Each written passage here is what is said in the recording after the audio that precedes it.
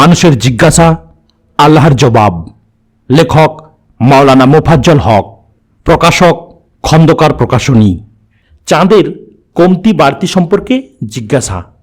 লোকেরা চাঁদের কমতি বাড়তি সম্পর্কে জিজ্ঞাসা করে, বলে দাও এটা মানুষের জন্য সময় ঠিক করা ও হজ্জের মাস আলাদা করার জন্য। সূরা বাকারা আয়াত নম্বর 189। মুয়াজ ইবনে জাবাল রাদিয়াল্লাহু তাআলা আনহু ও সালাবা আনসারী রাদিয়াল্লাহু তাআলা আনহু উভয়ই রাসূল সাল্লাল্লাহু আলাইহি সাল্লামকে নতুন চাঁদ সম্পর্কে প্রশ্ন করেন, কারণ চাঁদের গঠন সূর্য থেকে ভিন্নতর। সেটা একসময় সরু বাঁকা রেখার মতো, আবার ধীরে ধীরে বড় হয়ে গোল থালার মতো হয়, তারপর আবার ধীরে ধীরে ক্ষীণ হয়ে বিলীন হয়ে যায়। এভাবে চাঁদের ছোট বড় হওয়া মানুষ নিজ চোখে দেখে, আর সূর্যের বিষয়টি সব সমান, ওঠা থেকে ডুবা পর্যন্ত একই আকারে থাকে। তাই আল্লাহ ঘোষণা করলেন, দিনক্ষণ গণনা ও সময় ঠিক করার জন্য আমি চাঁদকে এরূপ করেছি। এটা আকাশের গায়ে লটকিয়ে দেয়া একটি ক্যালেন্ডার। সারা দুনিয়ার মানুষ এ থেকে তাদের প্রয়োজনীয় সময় তারিখ নির্ধারণ করে নেবে। আশুরা, শবে মেরাজ, শবে কদর, ইতিকাফ, কুরবানি, হজ ও মাসের গণনা সহ অন্যান্য ইবাদতসমূহ চাঁদের তারিখ মোতাবেক তারা পালন করবে। এখানে হজ্জের কথা গুরুত্ব দিয়ে এই জন্যই বলা হয়েছে যে সে সময় সকল ধর্মের মানুষেরা হজ পালন করত, আর কাবা ঘর সবার জন্য উন্মুক্ত ছিল। এ ঘরে তাওয়াফ করা থেকে শুরু করে সব রকমের ইবাদতে কোনো প্রকার বাধা প্রতিবন্ধকতা ছিল না, আর চাঁদের তারিখ দেখেই হজব্রত পালন করা হয়। গনিমতের মাল সম্পর্কে জিজ্ঞাসা। লোকেরা গনিমতের মাল অর্থাৎ আনফাল সম্পর্কে জিজ্ঞেস করে। তাদেরকে বলে দাও, গনিমতের মাল অর্থাৎ যুদ্ধলব্ধ মাল আল্লাহ ও তার রাসূলের জন্য। অতএব তোমরা একে অপরের সাথে সম্পর্ক সঠিকভাবে গড়ে তোলো। আল্লাহ ও তার রাসূলের আনুগত্য করো যদি তোমরা মুমিন হয়ে থাকো। সূরা আনফাল আয়াত নম্বর 1। আনফাল শব্দ নফলের বহুবচন। আরবি ভাষায় বাড়তি পাওনাকে নফল বলে। আল্লাহর হক হল বান্দা তার ফরজ হুকুমগুলো যথাযথভাবে পালন করবে। এর অতিরিক্ত বান্দা যা করবে তা নফল হিসাবে গণ্য হবে, যেমন নফল নামাজ, নফল রোজা, নফল দান ইত্যাদি। আর আল্লাহর পক্ষ থেকে বান্দার প্রাপ্য হক হিসাবে যা পুরস্কার দিবেন তার অতিরিক্ত দেয়াকে আনফাল বলে। এখানে বদরের যুদ্ধে মুসলমানেরা যে মাল লাভ করেছিল তা আল্লাহর পক্ষ থেকে অতিরিক্ত দান অর্থাৎ আনফাল বলে ঘোষণা করেছেন। মুসলমানদেরকে একথা বোঝানোর জন্য যে এ সম্পদ আল্লাহর পক্ষ থেকে তোমাদেরকে বাড়তি দান হিসাবে দেয়া হয়েছে। তোমরা একে অপরের সাথে সম্পর্ক গড়ে তোলো। কথা বলার কারণ হলো এই গনিমতের মাল বন্টন সম্পর্কে আল্লাহর হুকুম আসার আগেই মুসলমানেরা নিজ নিজ গোত্রের জন্য অংশের দাবি পেশ করেন। তাদের এই আচরণকে লক্ষ্য করে আল্লাহ পাক আয়াত নাজিল করে জানিয়ে দিলেন, এটা আল্লাহ ও তার রাসূলের হক। তোমরা নিজেদের মাঝে সম্পর্ক ঠিক রাখো এবং আল্লাহ ও তার রাসূলের আনুগত্য করো যদি নিজেকে মুসলমান হিসাবে দাবি করো। মূল কথা হলো বদরের যুদ্ধে যে মুসলমানদের বিজয় হয়েছে এটা তাদের সাহস বা বল ও যোগ্যতার ফল নয়, বরং সবকিছুই আল্লাহর রহমত ও সরাসরি সাহায্যের মাধ্যমে সম্ভব হয়েছে এ কথা বোঝানো। গোটা বিশ্বের বিশাল শক্তিকে তুচ্ছ মনে করে একমাত্র মহান আল্লাহর উপর ভরসা রেখে বিরোধী শক্তির বিরুদ্ধে লড়াই করতে খুশি মনে রাজি হওয়ায় আল্লাহ পাক বিজয় দিলেন। এই যুদ্ধে তারা নিজেদের জনবল অস্ত্রবলের উপর নয়, একমাত্র আল্লাহর উপর তাওয়াক্কুল করেছে। আল্লাহকে সামনে রেখে যুদ্ধ করায় আল্লাহ নিজে কাফিরদের পরাজিত করেছেন। কাফিরেরা যতই শক্তিশালী হোক, আল্লাহকে পরাজিত করার শক্তি কারও নেই। এই যুদ্ধে যেসব মাল সম্পদ মুসলমান সৈন্যদের হাতে এসেছিল, জাহেলি যুগের নিয়ম অনুযায়ী যার হাতে যে মাল ধরা পড়েছে তা সেই পাবে, এই মনে করে সবাই নিজ নিজ দখলে রেখে দিল। আল্লাহ জানিয়ে দিলেন, এসব মাল সম্পদ সবই আল্লাহ ও রাসূলের মালিকানায় আছে, তাই সব মাল রাসূলের সামনে হাজির করতে হবে। তিনি যাকে যতটুকু অংশ দিবেন তাতেই খুশি থাকতে হবে। আর আল্লাহ নিজের কাজের জন্য ও গরিব মিসকিন বান্দাদের জন্য যে অংশ রাখতে বলবেন তাতেই সবাইকে রাজি খুশি থাকতে হবে। হারাম মাসে যুদ্ধ করা সম্পর্কে জিজ্ঞাসা। লোকেরা আপনাকে জিজ্ঞেস করে, হারাম মাসে যুদ্ধ করা কি? বলুন, এ মাসে যুদ্ধ করা বড় অন্যায়। কিন্তু আল্লাহর নিকট তার চেয়ে বড় অন্যায় হলো মানুষকে আল্লাহর পথ থেকে বিরত রাখা। আল্লাহর সাথে কুফরি করা, মসজিদে হারামের পথ আল্লাহওয়ালাদের জন্য বন্ধ করে দেয়া এবং হারাম শরীফের বাসিন্দাদের সেখান থেকে বের করে দেয়া। আর ফিতনা ফাসাদ হত্যার চাইতে বেশি খারাপ। তারা তো তোমাদের সাথে যুদ্ধ করেই যাবে, এমনকি যদি তাদের ক্ষমতায় কুলায় তাহলে তোমাদেরকে দিন থেকে ফিরিয়ে নিবে। আর তোমরা এ কথা ভালোভাবে জেনে রাখো, তোমাদের মধ্য থেকে যে ব্যক্তি এই দিন থেকে ফিরে যাবে এবং কাফির অবস্থায় মারা যাবে, দুনিয়া ও আখেরাতে তাদের আমল নষ্ট হয়ে যাবে। এ ধরনের সব মানুষই দোজখের বাসিন্দা হয়ে সব সময় সেখানেই থাকবে।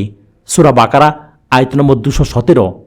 অপরদিকে যারা ঈমান এনেছে এবং আল্লাহর পথে নিজেদের বাড়িঘর ছেড়েছে এবং জিহাদ করেছে, তারা সঙ্গতভাবেই আল্লাহর রহমতের আশা করে এবং আল্লাহ তাদের ভুল ত্রুটি মাফ করবেন এবং তাদের প্রতি দয়া করবেন। সূরা বাকারা আয়াত নম্বর 218।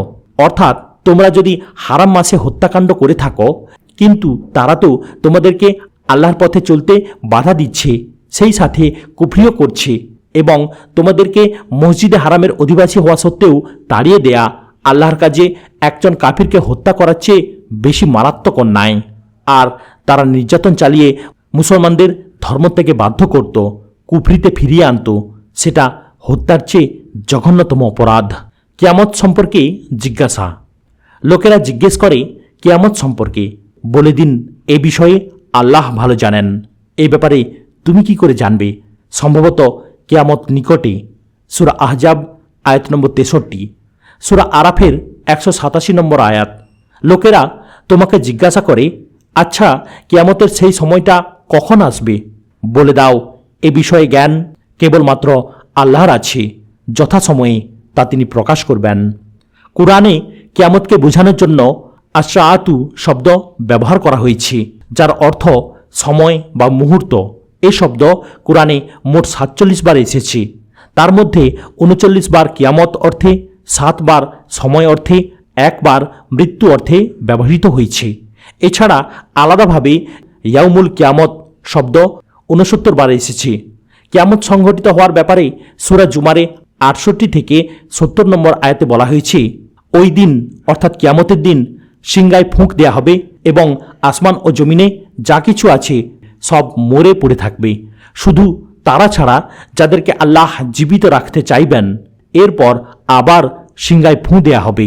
তখন হঠাৎ করে জীবিত হয়ে সবাই দাঁড়িয়ে দেখতে থাকবে। পৃথিবী তার রবের নূরে চকচক করে উঠবে। আমলনামা এনে রাখা হবে। নবীগণ ও সকল সাক্ষীকে হাজির করে দেয়া হবে এবং মানুষের মাঝে সঠিকভাবে ইনসাফের ফয়সালা করে দেয়া হবে। তাদের উপর কোনো জুলুম করা হবে না। প্রত্যেক ব্যক্তিকে সে যা আমল করেছে তার পুরোপুরি বদলা দিয়ে দেয়া হবে। মানুষ যা করেছে আল্লাহ তা ভালো করে জানেন। সূরা নাজিয়াতে বলা হয়েছে, লোকেরা তোমাকে জিজ্ঞেস করে সেই সময়টি কখন আসবে, অর্থাৎ কিয়ামত কখন আসবে। বলো, নির্দিষ্ট সময় বলা তো তোমার কাজ নয়। তার অর্থাৎ কিয়ামতের সম্পর্কে জ্ঞান আল্লাহ পর্যন্ত শেষ। তুমি তো শুধু সাবধানকারী তাদের জন্য যারা ওই দিনের ভয় করে। যেদিন এই লোকেরা কিয়ামত দেখতে পাবে তখন তারা মনে করবে এই দুনিয়ায় শুধু একদিনের বিকেল কিংবা সকালবেলায় তারা অবস্থান করেছে মাত্র। এই কিয়ামত সম্পর্কে কোরআনে অসংখ্যবার বর্ণনা দেওয়ার পরও মক্কার কাফির মুশরিকেরা রাসূল সাল্লাল্লাহু আলাইহি ওয়াসাল্লামকে বারবার প্রশ্ন করত যে কিয়ামত কবে হবে, কারণ তার দিন তারিখ ও সময় অনির্দিষ্ট থাকায় এ নিয়ে ঠাট্টা বিদ্রুপ করাই তাদের আসল উদ্দেশ্য ছিল। কিয়ামত সংঘটিত হওয়ার দিন তারিখ সন ও সময় বলে দিলেও তারা ঈমান আনত না, বরং তাদের ধারণা ছিল কিয়ামত একটি অবাস্তব ও অযৌক্তিক বিষয়। এটাকে মিথ্যা সাব্যস্ত করার লক্ষ্যে বারবার তাদের এ প্রশ্ন করা। এদেরকে দিন তারিখ বলে দিলে তখন এরা আবার বলবে, ঠিক আছে, তোমাদের দেয়া তারিখে কিয়ামত আসুক, তখন মেনে নেব, কারণ ওই তারিখে কিয়ামত হবে কিনা তা কিভাবে বুঝব? আসল কথা হলো কিয়ামত হবে এ কথা বলে দেয়াই নবীর কাজ। কখন হবে, কিভাবে হবে তা বলে দেয়া নবীর কাজ নয়। এ বিষয়ে একমাত্র আল্লাহ ভালো জানেন। নবীর কাজ কেবল সতর্ক করে দেয়া। একটি উদাহরণের মাধ্যমে বিষয়টি বোঝা সহজ হতে পারে। যেমন কোনো ব্যক্তি কবে মারা যাবে তা আল্লাহ ছাড়া কেউ জানে না, তবে মারা যাবে এটা নিশ্চিত। এখন বুদ্ধিমান লোকের কাজ হবে মৃত্যুর আগেই তার প্রস্তুতি নেয়া, এ ব্যাপারে সতর্কতা অবলম্বন করে চলা এবং সর্বদা প্রস্তুত থাকা। এ কাজের জন্য তার মৃত্যু কোন তারিখে কতটার সময় কিভাবে হবে এটা জানা তার জরুরি নয়, তেমনি কিয়ামতের জন্য প্রস্তুতি নেয়ার বিষয়ে দিনক্ষণ জানা জরুরি নয়। আরেকটি বিষয়, যেমন দুনিয়ার জীবনে আমরা অনেক বিষয়ই জানতে পারি না, যেমন বৃষ্টি কোন দিন কোথায় হবে, মায়ের পেটে শুক্র দ্বারা সন্তানের জন্ম নেয়া, আগামীকাল আমার অবস্থা কি হবে, কখন বিপদ মুসিবত আসবে, সর্বশেষ জীবন অবসান কবে ঘটবে, কিছুই তো আমরা জানি না। এ ব্যাপারে চূড়ান্ত জ্ঞান একমাত্র আল্লাহরই আছে। আমাদের জানার যথেষ্ট ইচ্ছা থাকলেও এ বিষয়ে মানুষকে সে জ্ঞান দেয়া হয়নি।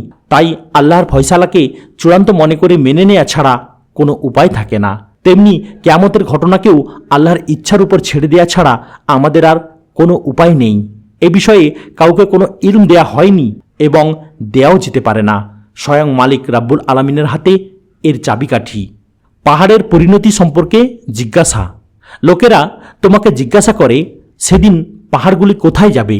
বলে দাও, আমার আল্লাহ এগুলিকে ধুলির মতো করে উড়িয়ে দিবেন আর জমিনকে এমন সমতল ধূসর ময়দানে পরিণত করবেন যে তুমি তাতে কোনো উঁচু নিচু এবং সংকোচন দেখতে পাবে না। সূরা তাহা আয়াত নম্বর 105 থেকে 107। সেদিন সব লোক ঘোষণাকারীর ডাকে সোজা চলে আসবে, কেউ কোনো প্রকার দম্ভ দেখাতে পারবে না, আর সমস্ত আওয়াজ দয়াময়ের সামনে ক্ষীণ হয়ে যাবে, সুতরাং মৃদু গুঞ্জন ছাড়া কিছুই শুনতে পাবে না। সূরা তাহা আয়াত নম্বর 108। সেদিন দয়াময় রহমান যাকে অনুমতি দিবেন ও যার কথায় তিনি সন্তুষ্ট হবেন, সে ছাড়া আর কারোর সুপারিশ কাজে আসবে না। সূরা তাহা আয়াত নম্বর 109। তাদের সামনের ও পিছনের সব অবস্থা তিনি জানেন, যা অন্যদের জানা নেই। সূরা তাহা আয়াত নম্বর 110। সূরা কাহাফে বলা হয়েছে, আসলে ওই দিনে চিন্তা করা উচিত যেদিন আমি পাহাড়কে চলমান করে দেব এবং তোমরা জমিনকে উন্মুক্ত দেখতে পাবে। সূরা কাহাফ আয়াত নম্বর 47। এ প্রশ্ন তখনই উত্থাপিত হয়েছে যখন কিয়ামত সম্পর্কে আলোচনা হচ্ছিল। তাদের ধারণা, কিয়ামতে যখন সব কিছু সমান করা হবে তখন পাহাড়গুলো কি করবে? এ কথা ভালোভাবে বুঝতে হলে আরবের মক্কার অবস্থান বুঝতে হবে। মক্কার চারিধারে উঁচু পাহাড় আর পাহাড়, সেদিকে ইঙ্গিত করে এই প্রশ্ন করা হয়েছে।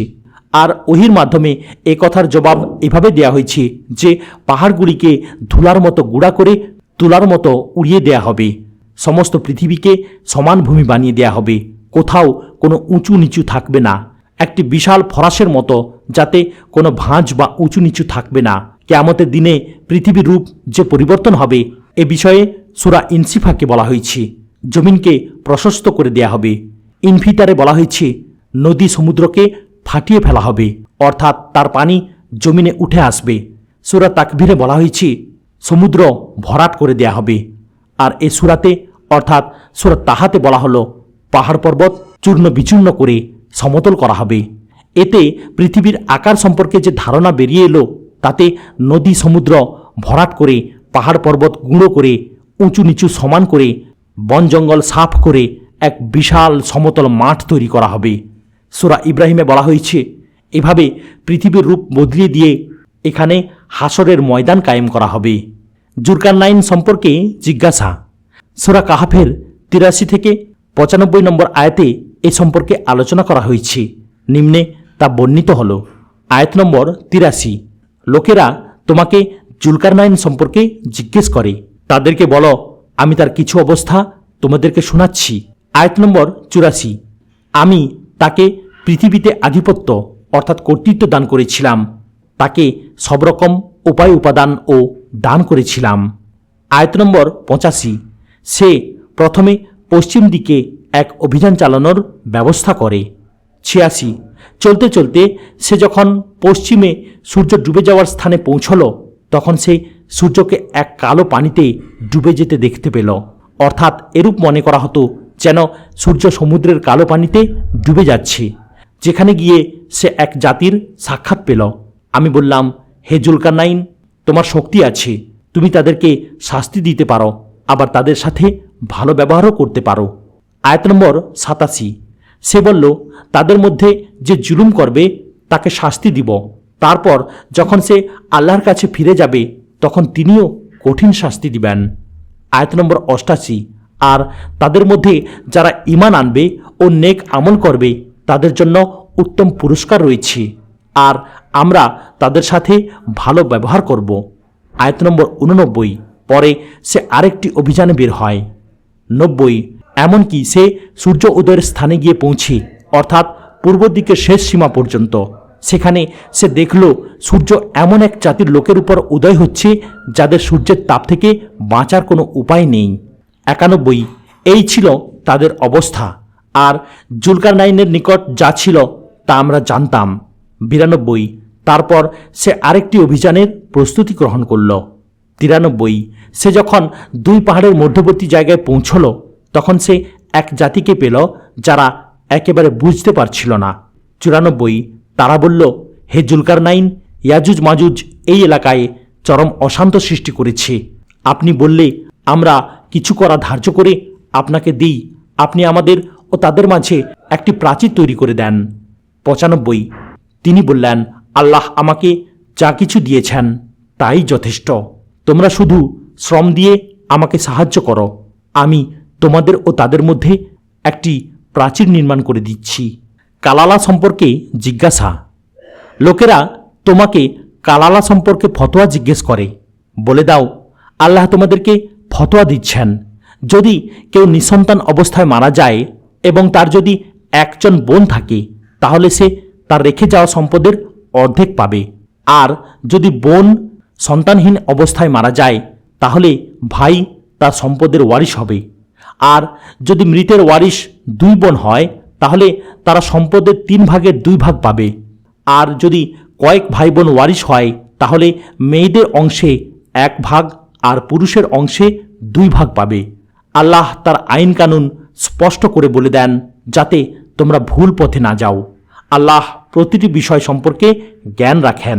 সূরা নিসা আয়াত নম্বর 176। কালালা শব্দের অর্থ নিয়ে মতভেদ আছে, তবে প্রসিদ্ধ মত হল যার সন্তান নেই এবং বাপদাদাও নেই। মেয়েদের সম্পর্কে জিজ্ঞাসা।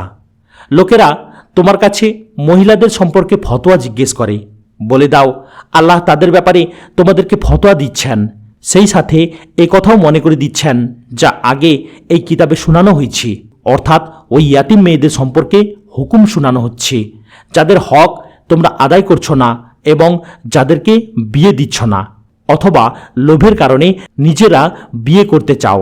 আর যে শিশুরা কোনো ক্ষমতা রাখে না তাদের সম্পর্কে বিধানসমূহ আল্লাহ তোমাদেরকে নির্দেশ দিচ্ছেন ইয়াতিমদের সাথে ইনসাফপূর্ণ ব্যবহার করবে, আর তোমরা যে ভালো কাজই করবে অবশ্যই আল্লাহর নিকট তা জানা। সূরা নিসা আয়াত নম্বর 127। ইবনে আব্বাস রাদিয়াল্লাহু তাআলা আনহু বলেন, উম্মে কোহাতের মেয়েদের ব্যাপারে এই আয়াত নাজিল হয়।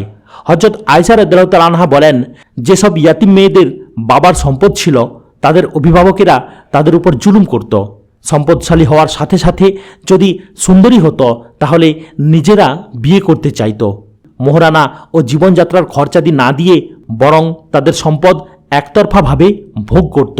আর যদি কুৎসিত হতো তাহলে নিজেরা বিয়ে করতো না, অন্যের সাথেও বিয়ে দিতে চাইতো না, এই ভয়ে যে সম্পদ হাতছাড়া হবে।